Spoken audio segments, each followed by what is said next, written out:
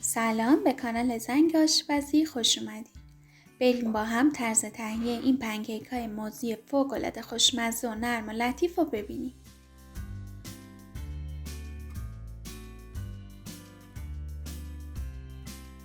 این پنکیک موز بافت بی‌نظیری داره و درست کردنش هم ساده و راحته. خیلی سریع میتونین این پنکیک ها رو آمادهشون کنین و از خوردنشون لذت ببرین. مواد لازم: آرد 1 پیمانه، شیر 1 پیمانه سرخالی، موز 2 عدد که بهتر از موز رسیده و نرمتر استفاده کنید، 1 عدد تخم مرغ بزرگ، روغن 2 قاشق غذاخوری پر، شکر 2 قاشق غذاخوری پر که میتونید میزان شکر رو نسبت به شیرینی موز کم و زیادش کنید، بیکینگ پودر 2 قاشق چایخوری پر، وانیل نصف قاشق چایخوری که اگه از وانیل شکردار استفاده میکنین از 1 قاشق چایخوری وانیل هم میتونین استفاده کنین و نمک 1/4 قاشق چایخوری. بهتره که حدوداً نیم ساعت قبل شروع کار مواد رو بذارین خارج یخچال تا به دمای محیط برسن. خب برای شروع من 1 پیمانه آرد رو با بیکینگ پودر و نمک مخلوط میکنم.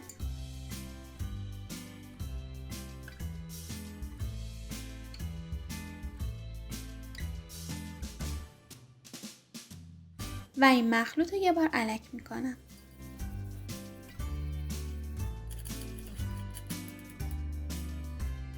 یه حفره ایجاد میکنم و فعلا میذارمش کنار.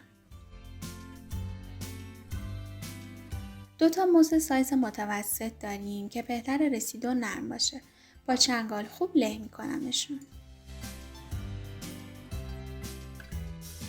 موز اگه نرم و رسیده باشه باعث میشه پنکیک شیرین تر و خوشمزه تر شه و خیلی راحت تر له میشه. خب من هر 2 تا موز رو له کردم. لازم نیست که خیلی بیش از حد پورش کنین و خودتون اذیت کنین. اگه داخلش چند تا تیکه درشتم داشته باشه مشکلی ایجاد نمیکنه. حالا موز له شده رو میریزم داخل یک کاسه.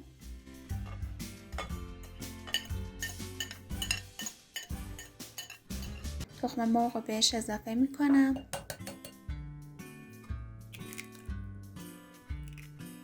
وانیل اضافه میکنم. و با چنگال یا همزن دستی 1-2 دقیقه میذارم تا خوب با هم مخلوط شن.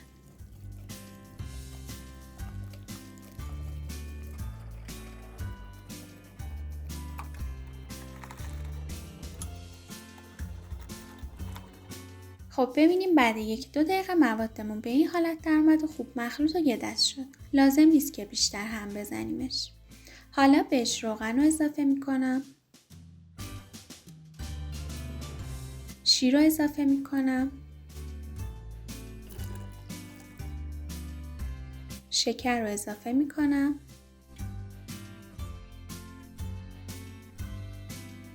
و هم میذارم تا یه دست شو مواد خوب با هم مخلوط شن.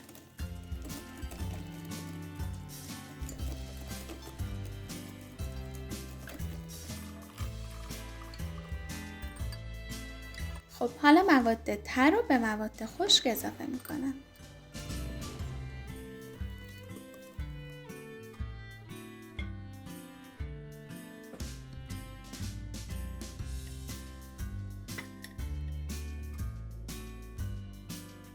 و با چنگال یا همزن دستی مخلوط میکنم تا یه دست شه. حواستون باشه که فقط تا جای هم بزنین که آرد با مواد مخلوط شه و بیش از حد همش نزنین تا بعد پخت پنکیکتون سفت یا خمیر نشه. خب من آرد رو با موادم خوب مخلوطش کردم و الان یه دست شده مایه پنکیک ما آماده است. میتونین روش رو بپوشونین و بزنین یه 10 دقیقه استراحت کنه. اما اگه زمان کافی نداشتید میتونین بدون نیاز به استراحت هم همین الان ازش استفاده کنین. تا مایه پنکیک حدود 10 دقیقه استراحت کنه من مایتابه رو میذارم رو حرارت متوسط رو به کم و اجازه میدم که داغ شه. و بعد یه مقدار خیلی کم روغن میریزم و مایتابه رو چربش میکنم.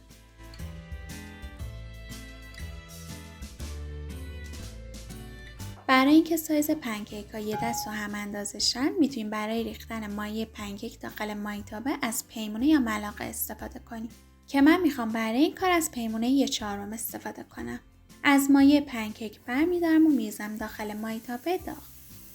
برای پختن پنکیک از حرارت زیاد استفاده نکنیم، چون حرارت بالا باعث میشه سطح پنکیکتون سریع طلایی شه و پنکیک ها مغز پخت نشن و وسطشون خام بمونه. بعد حدوداً 2 الی 3 دقیقه روی تمام سطح پنکیک حباب تشکیل میشه. اجازه بدین حباب تشکیل شه و یه تعدادی از حبابا که ترکیدن و هنوز روی سطح پنکیک خیس و خودشو کامل نگرفته پنکیک ها رو برگردونید. حواستون باشه به محض تشکیل حباب برنگردونین پنکیک ها رو و بذارین یه چند تایی از حبابا که ترکیدن بعد برگردونید. بعد اینکه پنکیک رو برگردوندین، اگه لازم بود اطرافش رو تمیز و مرتب کنید تا منظم‌تر و خوش‌فرم‌تر شه. اگه وقتی روی سطح پنکیک هنوز خیس برگردونین، سمت خیس در اثر برخورد با سطح مایتابه و حرارت هم یه نواختر و منظمتر طلایی میشه و همین که از هر دو طرف پنکیک پف میکنه و ضخیمتر و حجیمتر میشه. هر وقت که سمت دیگه هم طلایی شد میتونیم پنکیک رو از اون حرارت برداریم. ببینی این پنکیک چه خوب از هر دو طرف پخته و پف کرده و حالت ورقه‌ای و نازک نداره و از هر دو طرف منظم و یه دست طلایی شده و پخته. میتونین از یه مایتابه بزرگ استفاده کنین و پنکیک ها رو 3 تایی یا 4 تایی هم آماده کنین تا زیاد وقتتون رو نگیره. نیازی هم نیست که هر بار دوباره مایتابه رو چرب کنین.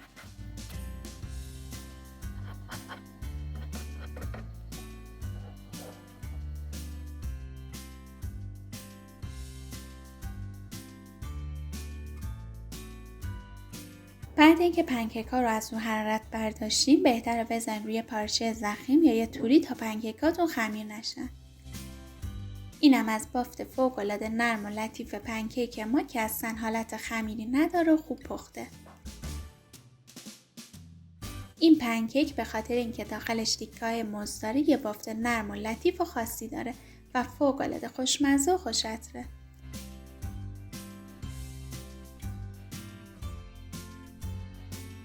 امیدوارم شما هم این پنکیک های خوشمزه رو درست کنین و از خوردنشون لذت ببرین. دوستای عزیزم ممنونم از همراهیتون. لطفاً اگه این ویدیو رو دوست داشتین لایکش کنین، کانالمو سابسکرایب کنین و زنگوله رو بزنین تا اگه ویدیوی جدید گذاشتم با خبر بشین.